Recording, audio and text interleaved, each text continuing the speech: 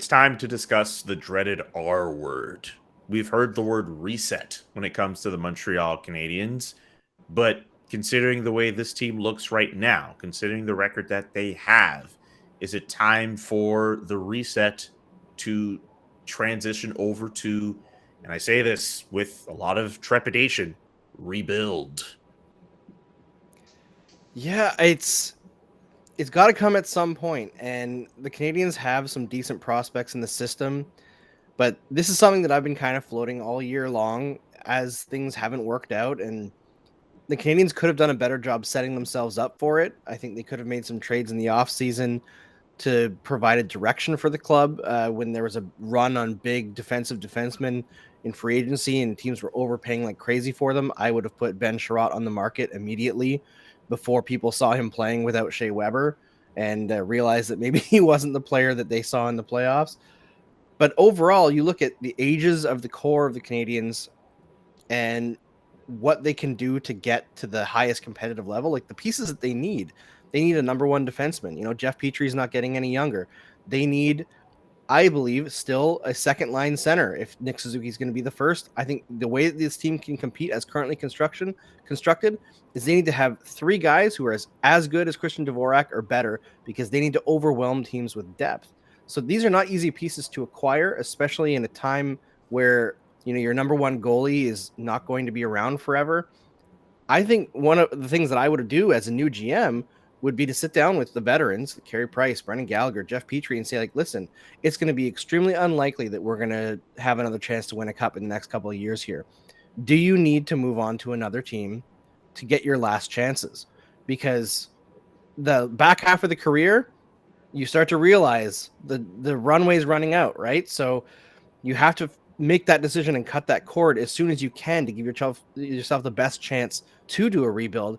I think the Canadians need to look at it because Marc Bergevin is in all likelihood not coming back, right? There's, even aside from the way that the season has gone, he's got things hanging over his head with the draft pick they made in the offseason, with the Chicago situation. There are too many warts on Marc Bergevin at this point in time. After 9 years, you look at the draft record, which is abysmal, the development record, even worse. At a certain point, you got to move on. And if you haven't made an impact that can bring in a Stanley Cup champion within 9 years, what's the chance of you doing it within 14? Yeah, excellent points, Andrew. And Bergevin built this team around Carey Price and Shea Weber. Shea Weber's gone, although the Canadians, for some reason, aren't willing to accept it. Like, why is he still the captain when he's in Kelowna? Why don't they give Brendan Gallagher the captain and make him so there's an actual leader in that locker room? Guy Carbonneau spoke about that recently, how a team needs a leader. Mark Messier, the Mark Messier Leadership Award, spoke about how the Rangers don't have a captain this year and it doesn't work. You need somebody who has to be the captain. So moving forward, Weber's gone and Price is, you make a good point there. Like, the Canadians spun this whole thing about how, they gambled and they didn't think Seattle was going to take Carey Price. I think part of them wished that Seattle had taken Carey Price. And I think part of Carey Price wishes that Seattle had taken him.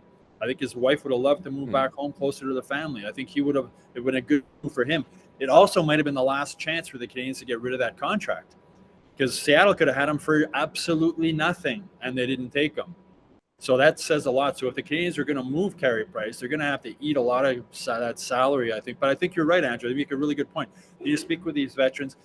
They got as close as they could with Weber and Price, getting all the way to the Stanley Cup final before losing. But now they can't build around those two guys anymore. Even if Price comes back, you don't know if his knee's going to hold up. You don't know what's going to happen. If you can move Carey Price, I think now would be the good time to do it. I don't know if they can, though. As I said, Seattle could have had him for nothing. But they need, and as you mentioned, they need to start with the GM. This GM thing hanging in the air. Who's going to rebuild this team? The New York Rangers a couple of years ago sent a letter out to all their fans saying, we're rebuilding. It's going to be painful, but it's going to work in the future. And it's starting to work now, and it's working. I think Canadiens fans are at the point now, a lot of empty seats at the Bell Center again the other night against the Red Wings.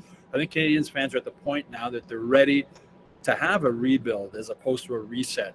And just, they have a lot of young guys there. They have Suzuki and they have young guys coming up. They have Romanov. So start building around those young guys and Caulfield and Paling. Start building around them. Let them play, make their mistakes. this season is almost a write-off right now, which is a good thing because now they can sort of take some time to Cole Caulfield down with Laval, I think, is a good thing. Let him and Paling play there, so they can use this season as the beginning of a rebuild where the playoffs are almost out of the picture right now, I think, and just everything right now should be moving forward to how are we going to rebuild this team around people other than Carey Price and Shea Weber. Rick, I'll let you get the last word in. Yeah, no, I was just going to say it comes down to the GM, the guy in charge, who's going to be the GM and what mindset he has to get this straightened out. But they obviously need to do something from the top so they can have some direction and everybody can buy into it. If it's going to be a rebuild, I mean, I just look at some of the decisions that they made in their trades, good, bad, drafting, problem areas in more than less in those areas. I look at Ottawa. I mean, I watched them the other night. Good young team, entertaining, skilled, really nice to watch. And that comes down to player selection, drafting, and making trades here and there. But nothing's going to happen until you get the one that's in charge, the GM, and all his surrounding people. To be on the same page as far as how do we make our Montreal Canadiens a better team, and what do we need to do? Like, let's get it going because it's not working right now. And it starts at the very, very top, Rick. It starts at the very, very top with Jeff Molson. Like, Jeff, I don't know what Jeff Molson's qualifications are to be a director of hockey operations, which is sort of what he does. He's a beer salesman. He's a beer company guy. I don't think he ever played in the NHL. I don't think he was ever a coach. I don't think he was ever a GM. I think they need the only go-between it's just Bergevin and Molson. I think, and if they do a rebuild, they need a director of hockey operations and the GM who work together and let Jeff Molson focus on the business side of the operation. He's a businessman. He's not a hockey man. And I think he has to realize that moving forward with this team. If you guys want your fill on Marc Bergevin and his contract status, we're going to have a bonus episode that goes into way more stuff on that in the coming days. But in the meantime, let us know in the comments section how you feel about the possibility of, not a possibility. We don't know if the Canadiens are even considering this right now, but what if the Canadiens decide to do a full-scale rebuild? Is it a long time coming? Let's talk about it in the comments section. Subscribe to the YouTube page as well. HockeyInsideOut.com is also the place to be, as well as the Hockey Inside Out newsletter.